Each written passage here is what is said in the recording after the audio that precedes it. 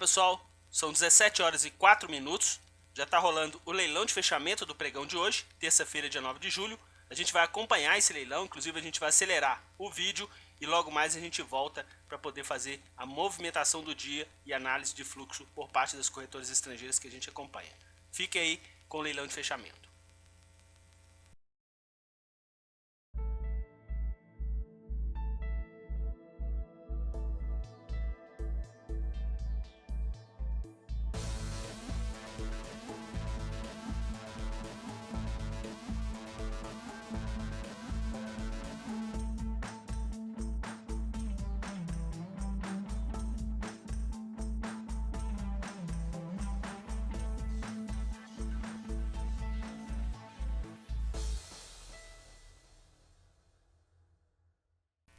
Pessoal, como vocês viram aí no leilão de fechamento, mais um dia onde pressão compradora por parte das corretoras estrangeiras que a gente acompanha no leilão de fechamento.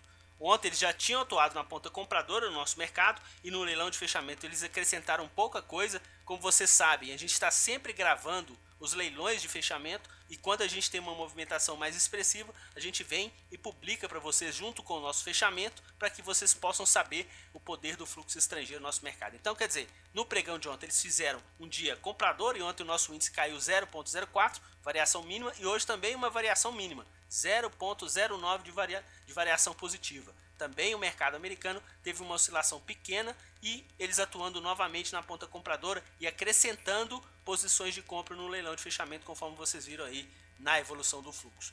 A moeda americana, depois do suspiro ontem, principalmente no nosso dólar futuro, hoje retornou a movimentação de queda, caiu quase 1% e o dólar comercial já está sendo cotado a 3,14 no nosso mercado. No mercado futuro de dólar, eles tiveram mais um dia de ponta compradora e no Ibovespa futuro também, só que eles diminuíram essa condição de compra em relação ao nosso giro que a gente fez hoje mais cedo para o nosso mercado. Vamos dar uma olhadinha nessas posições intraday? Pessoal, eles tiveram aqui uma movimentação compradora bem consistente nas duas primeiras horas do pregão de hoje. A gente também teve uma evolução positiva para o nosso índice em relação ao fechamento do pregão de ontem, só que depois eles tiveram praticamente aí uma estabilidade entre 11 e meio-dia e depois eles começaram a fazer o quê? A reduzir esse ímpeto comprador no Ibovespa futuro, e realmente a gente conseguiu também perceber que a cotação sentiu essa evolução descendente por parte do fluxo e no final do pregão a gente teve inclusive uma recuperação aqui, depois que eles marcaram esse fundo aqui às 4 da tarde, eles acrescentaram cerca de 13 milhões e a gente teve aí na hora final uma evolução de 85 pontos para o nosso Ibovespa futuro. E no dólar é aquela situação que a gente está sempre comentando com vocês, eles estão fazendo um hedge em relação às movimentações compradoras para o Ibovespa futuro e hoje mais um dia, mesmo a gente tendo uma variação de 30 pontos e meio em relação ao fechamento de ontem, pelo preço médio, como eles ficaram praticamente comprando o dia todo, eles inverteram a mão aqui ao meio-dia, eles ficaram com preço médio em 3.171. Tomaram um loss aqui de 4 pontos, o que deu um pouco mais de 600 mil reais de projeção de prejuízo. Só que essa movimentação que eles tiveram no dólar, eles estão acrescentando as posições e a gente vai perceber aqui nos contratos em base diária como é que está a movimentação deles. Só para a gente fechar aqui, no índice futuro eles tiveram uma projeção aqui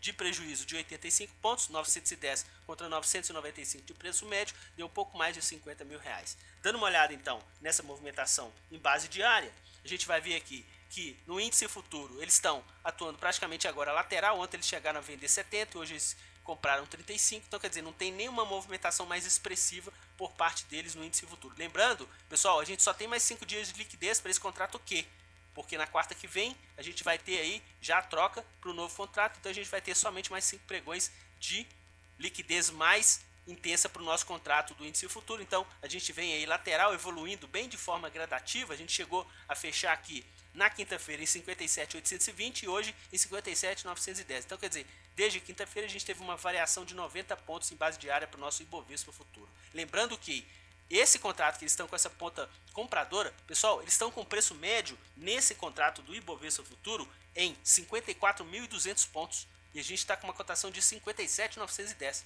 Eles estão com praticamente aí 3.700 de projeção de lucro para esse contrato que vai vencer aí no próximo dia 17. É uma boa bagagem por parte deles, né? 95 milhões, quase aí se aproximando dos 100 milhões de reais de projeção de lucro no nosso mercado para esse contrato que vai terminar agora no dia 17. No dólar, como a gente estava comentando, estão compradores e a moeda americana caindo. Hoje a gente retomou aquela movimentação de queda. Ontem a gente deu aí um respiro, né, nessa onda de queda que a gente está vendo na moeda americana. A gente chegou a sair de um patamar de 3,32 e a gente já está em 3,16, ou seja, a gente já caiu aí 16 centavos ou 160 pontos quase para o nosso a nossa cotação do dólar futuro.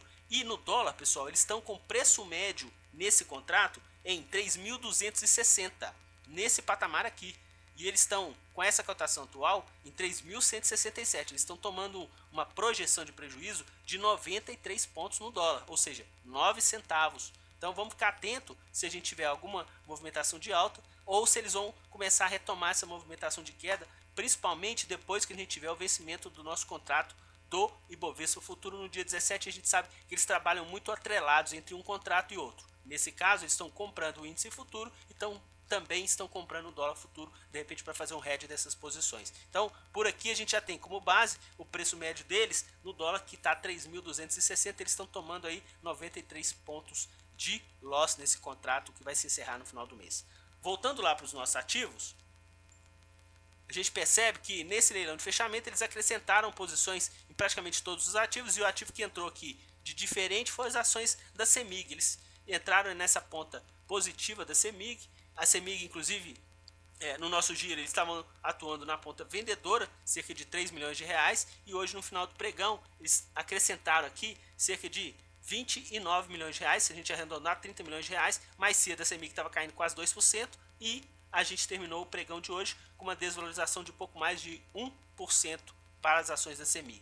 Como carro-chefe de compra, eles ficaram com as ações da Ambev. A gente já tinha percebido que eles estavam como o segundo melhor ativo de posição compradora no nosso giro. Quem que era o primeiro era a Vale Preferencial.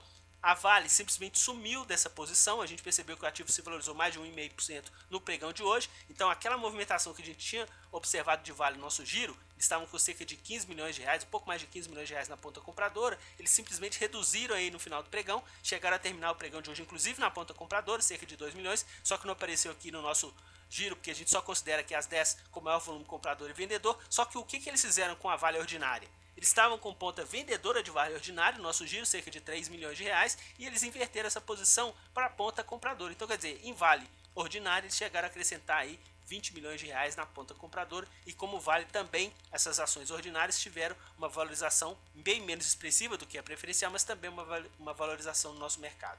Como carro-chefe de vendas, a gente teve aí as ações da Gerdau, e no nosso giro a gente estava com as ações de Itaú.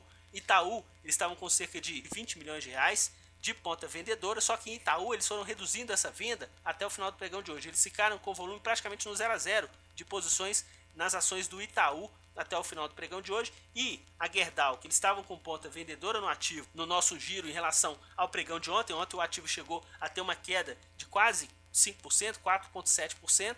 Hoje o ativo se recuperou boa parte desse movimento, quase 3%, só que eles continuam vendendo Gerdau no nosso mercado. Inclusive a gente já chegou a comentar no nosso giro em base semanal que do setor de siderurgia, realmente GGBR é a única que eles estão realmente tendo maior pressão vendedora nesse setor, sendo que as demais eles têm posições já mais constantes de compra. Hoje eles chegaram até também vender Goal. Claro que o volume foi bem pequeno, mas GGBR realmente é o que a gente está percebendo pelo fluxo das corretoras estrangeiras, é o que está mais sofrendo aí nessa ponta vendedora desse setor. Bom, hoje, pessoal, se a gente pegar aqui todas as ações que eles atuaram na ponta compradora, tiveram uma variação média positiva de 0,09.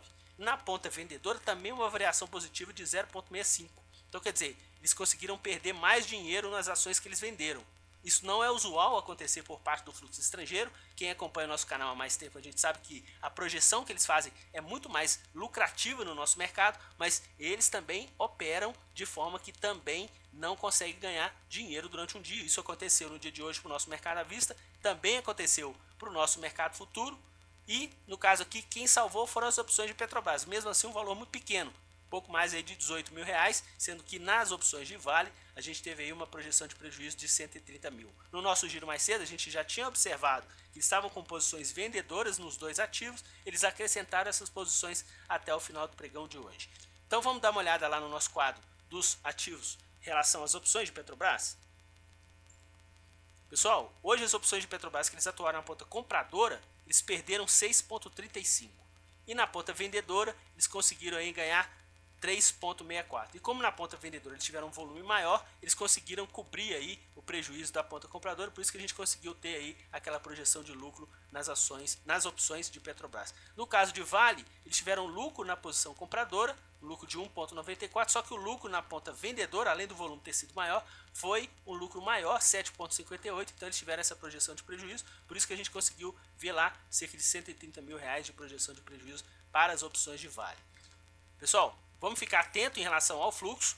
A gente teve 2 dias de praticamente pouca variação do nosso índice, ontem com essa queda de 0,04, hoje com uma alta de 0,09, e nesses 2 dias o alento do fluxo estrangeiro por parte das corretoras estrangeiras que a gente acompanha na ponta compradora do mercado. Ontem eles compraram cerca de 220 milhões e hoje praticamente aí para os ativos do Ibovespa 170 milhões. Lembrando que eles venderam 500 milhões na sexta, se a gente somar esses 2 dias, a gente já tem praticamente aí 400 milhões na ponta compradora por parte deles. Isso ajuda ao quê? Ao nosso mercado a ter um vigor maior de alta. Por isso que realmente o nosso mercado ele não caiu de forma consistente. Se vocês acompanharem o nosso canal durante esse tempo todo que a gente está divulgando os vídeos em relação ao fluxo, o dia que o nosso índice tem uma queda mais expressiva, pode saber que essas corretoras vão estar com fluxo vendedor crescente, inclusive todo o pregão. Por isso que a gente costuma fazer o nosso giro rápido na metade do dia, para vocês verificarem qual que é a pressão que está sendo feita no nosso mercado. Quem gostou do vídeo, dê um joinha. Quem quiser se inscrever no nosso canal para poder receber os vídeos na sua caixa de e-mail, pode se inscrever aí no nosso canal. Pessoal, divulguem aos amigos a relação desse fluxo estrangeiro, o que eles estão fazendo no nosso mercado, que é bem interessante e o nível de assertividade deles é muito alto. É bem interessante o investidor, pessoa física, ficar atento na movimentação desse fluxo que faz parte do nosso mercado. Um forte abraço a todos e até o nosso próximo boletim. Tchau, pessoal!